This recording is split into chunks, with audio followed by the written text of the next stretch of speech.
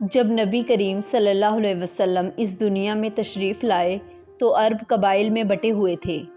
دشمنیاں، خون ریزیاں، لسانی اور قبائلی تعصبات، ہر طرف تقسیم ہی تقسیم تھی۔ لیکن آپ صلی اللہ علیہ وسلم نے سب کو ایک کلمے لا الہ الا اللہ کے جھنڈے تلے جمع کیا۔ وہ سب بھائی بھائی بن گئے۔ آپ صلی اللہ علیہ وسلم کے بعد خلفائے راشدین نے یہ پرچم تھاما اور امت مسلمہ نے تقریباً 13 صدیوں تک اسلام کے سوا کسی جھنڈے کو نہیں پہچانا۔ پھر تاریخ کا وہ سیاہ باب آیا جب انگریز نے خلافت کی ڈھال توڑ دی، امت کو ٹکڑوں میں بانٹ دیا، ہر حصے کو ایک نیا جھنڈا، قومی ترانہ، قومی کھیل اور اپنی الگ شناخت دے دی، اور یوں مسلمان اسلام کے بجائے ان سرحدوں کے لیے جینا مرنا شروع کر بیٹھے جو انگریز نے کھینچ دی تھیں۔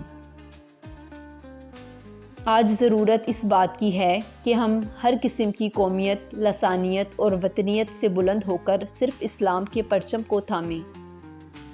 ہم سندھی، بلوچی، پشتون، پنجابی، پاکستانی، ترک، عرب یا افغانی ہونے پر نہیں بلکہ مسلمان ہونے پر فخر کریں، اور اس مقصد کے لیے کوشش کریں جو دنیا اور آخرت میں اللہ کی رضا کا ذریعہ بنے۔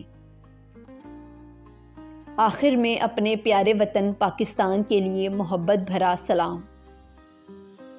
اے وطن، ہم تیری عظمت کو سلام کرتے ہیں، ہم اپنی سانسیں تیرے نام کرتے ہیں۔